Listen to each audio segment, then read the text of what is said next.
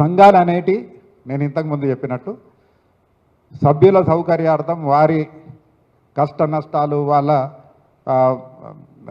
విషయాలన్నిట్లో వాళ్లకు చేదోడుగా వాదోడుగా ఉండాలనే ఆలోచనతోని స్వయం ప్రతిపత్తితో నడిచే ఈ సంఘాలు.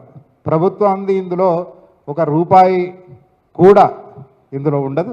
సభ్యులు షేర్ క్యాపిటల్ కట్టి వాళ్ళ షేర్ క్యాపిటల్తోనే ఈ సంఘాలు ముందుకు సాగుతాయి తప్ప ప్రభుత్వానికి ఎటువంటి ప్రమేయం లేదు.